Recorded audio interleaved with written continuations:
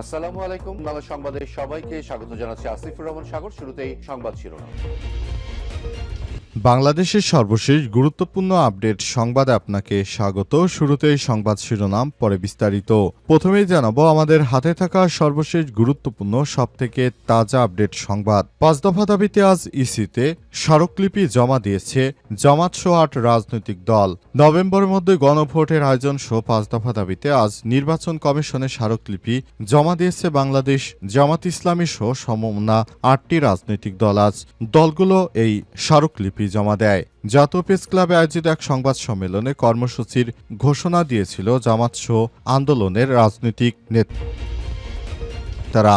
এরপর জানাবো, দেশ গৃহযুদ্ধের দিকে এগিয়ে গেলে দায় প্রধান উপদেষ্টাকেই নিতে হবে বললেন নাসির উদ্দিন পাটোয়ারি। বিএনপির জন্ম হয়েছে জিয়াউর রহমানের হ্যাঁ ভোটে, আর মৃত্যু হবে ডক্টর ইউনূসের সরকারের আমলে না ভোটে। ফেব্রুয়ারির মধ্যেই নির্বাচন দাবি করে জাতীয় নাগরিক পার্টি এনসিপির মুখ্য সমন্বয়ক নাসির উদ্দিন পাটোয়ারি বলেছেন, দেশের পরিস্থিতি ভালো নয়, ফেব্রুয়ারির মধ্যেই নির্বাচনের আয়োজন করতে হবে, আর সরকার যদি নির্বাচন না দিতে পারে তাহলে এর জন্য সরকারকেই দায় নিতে হবে।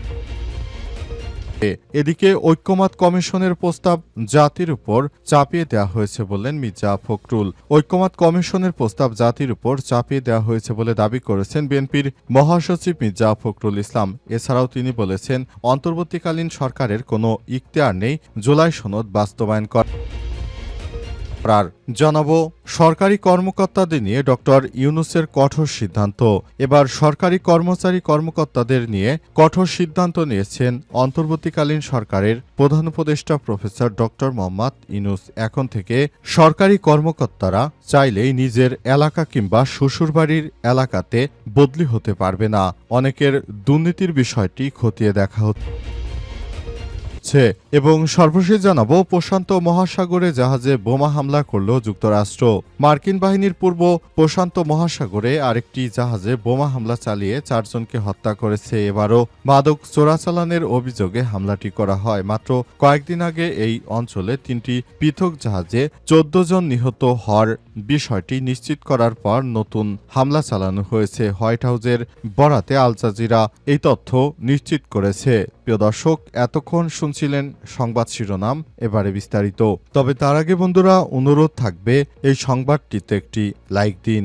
এই চ্যানেলে আপনি নতুন হয়ে থাকলে আমাদের সংবাদটি দেখতে দেখতে চ্যানেলটি সাবস্ক্রাইব করে রাখুন। কমেন্ট করে বন্ধুরা আপনার মূল্যবান মতামত জানিয়ে দিন আপনি বিশ্বের কোন দেশ থেকে বা বাংলাদেশের কোন স্থান থেকে আমাদের সংবাদটি দেখছেন এবং শুনছেন। এবারে বিস্তারিত।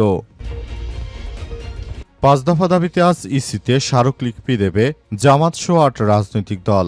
নভেম্বরের মধ্যেই গণভোট আয়োজন সহ ৫ দফা দাবিতে আজ নির্বাচন কমিশনে স্মারকলিপি জমা দেবে বাংলাদেশ জামাত ইসলামী সহ সমমনা ৮টি রাজনৈতিক দল। বৃহস্পতিবার ৩০ অক্টোবর এই স্মারকলিপি জমা দেওয়া হয়েছে।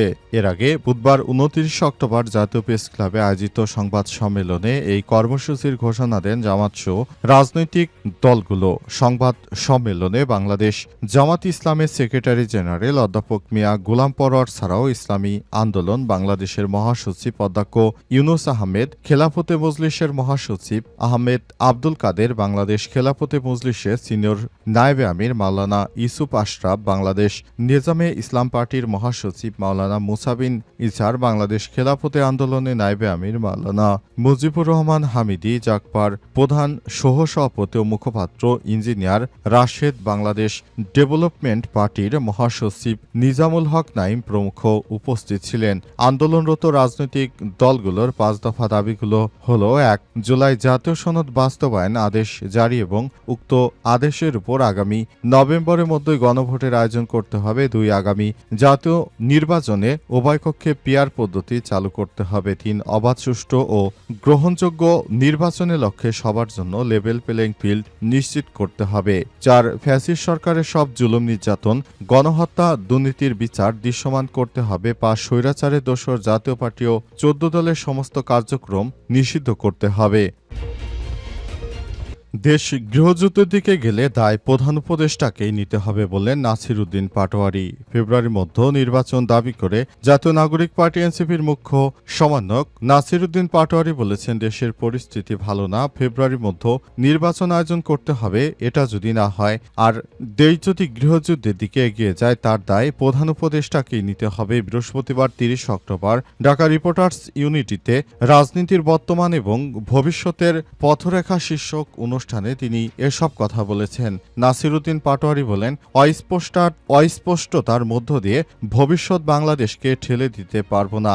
গণভোট আগে হবে না হবে এই জামাত ও বিএনপির কুতর্ক, এটা থেকে বেরিয়ে তাদের নির্বাচন কমিশনকে সহযোগিতা করতে হবে। বিএনপির জন্ম হয়েছিল হ্যাঁ ভোট দিয়ে, বিএনপির মৃত্যু হবে না ভোট দিয়ে বলে মন্তব্য করেছেন তিনি আরো বলেন, নতুন নির্বাচন করার জন্য আমরা অন্তর্বর্তীকালীন সরকারের প্রধান উপদেষ্টা প্রফেসর ডক্টর মোহাম্মদ ইউনূসকে সর্বাত্মক সহযোগিতা করতে চাই, কিন্তু বিএনপি জামাত যে তামাশা শুরু করেছে, এইভাবে হলে আসলে দেশে কখনোই সুষ্ঠু নির্বাচন সম্ভব নয়। আর দেশ যদি একবার গৃহযুদ্ধের দিকে চলে যায়, তাহলে এর দায়ভার সম্পূর্ণ অন্তর্বর্তীকালীন সরকারের প্রধান উপদেষ্টাকেই নিতে হবে। তাই সরকারকে বলবো, ভেবেচিন্তে আপনি এসব বিষয়ে ব্যবস্থা গ্রহণ করুন, তা না হলে দেশের মধ্যে যে কোনো সময় গৃহযুদ্ধ শুরু হয়ে যেতে পারে। এর দায় কোনোভাবে বিএনপি জামাত বা অন্তর্বর্তীকালীন সরকারের প্রধান উপদেষ্টা এড়াতে পারবে না। সরকারকে বলবো, দয়া করে এসব বিষয় খুবই গুরুত্বের সঙ্গে দেখুন, তা না হলে আমরা এই শিক্ষার্থীরা যে জীবন দিয়ে সংগ্রাম করে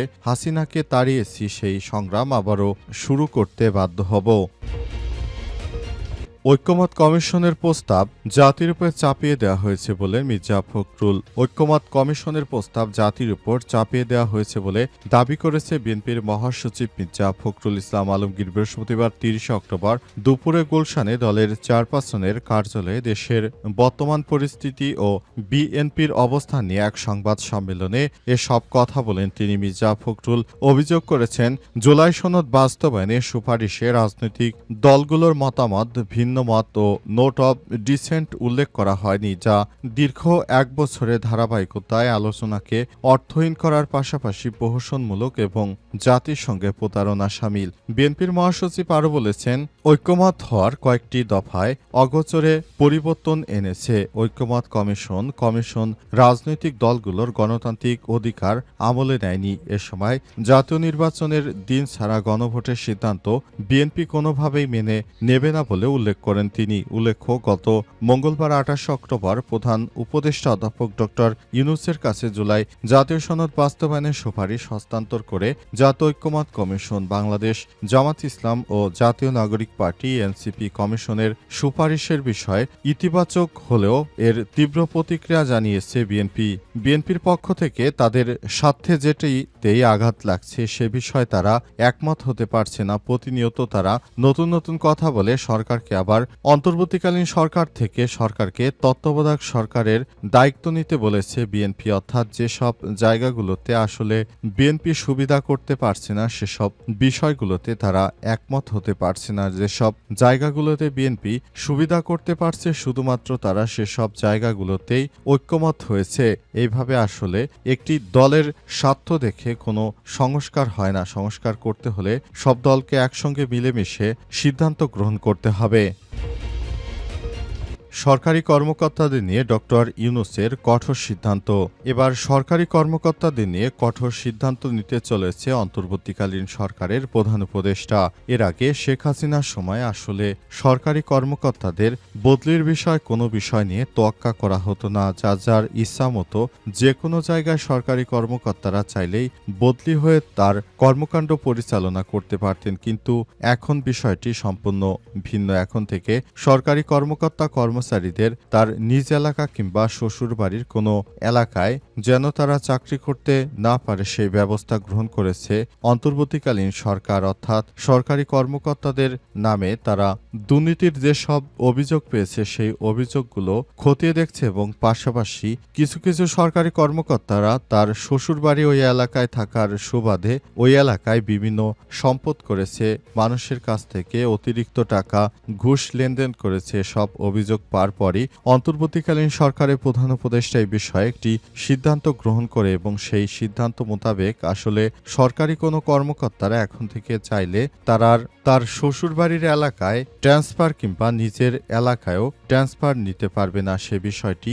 ইতিমধ্যেই অন্তর্বর্তীকালীন সরকার কঠোরভাবে জানিয়েছে যাতে এই কাজ কেউ করতে না পারে।